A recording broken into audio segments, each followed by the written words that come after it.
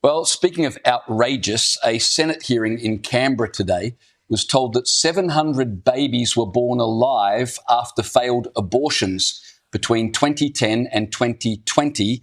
That's just in Victoria and Queensland. Those figures were taken from Queensland Health and from Victoria's Consultative Council on Obstetrics and Paediatric Mortality and Morbidity.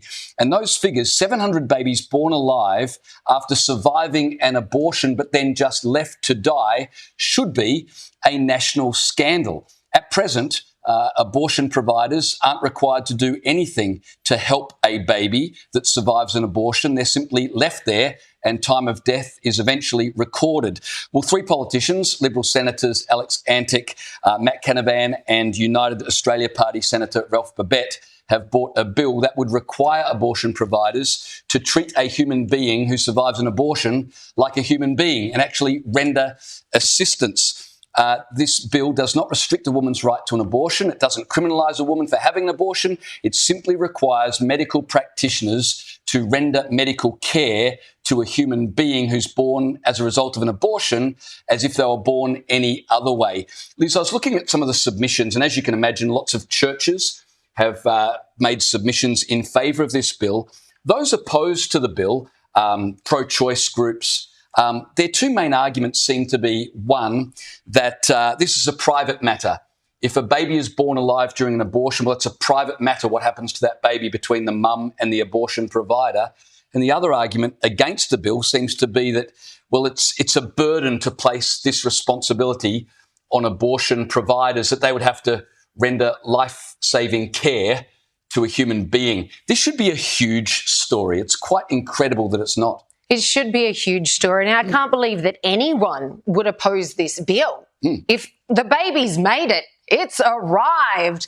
And when you consider how long the wait list is for adoptions in this country, the amount of homes that are desperately wanting a baby to love and take care of, this would not be an imposition. This would be an incredible blessing for so many. And this has been going on for more years than we know. The stats that you've just quoted are between 2010 to 2020. Correct. I remember working for Honourable Nick Garan in WA. He put a massive petition together in 2018 it was, and he was pursuing the case of 27 babies born alive, had survived an abortion, and they too were left to die. This has been raised in successive years now, but our government seem to have absolutely no problem with committing what is, I don't care what anyone says, is absolute murder. And it's not just governments, but Caleb, I've got a friend who's a journalist, I won't say which network, but he wanted to run a story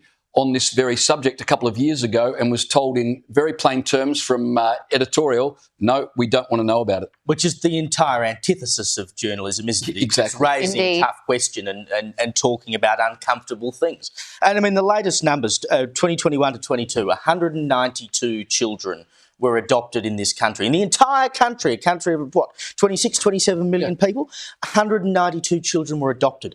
No one's saying that these babies, if an abortion fails, have to be foisted upon the mother.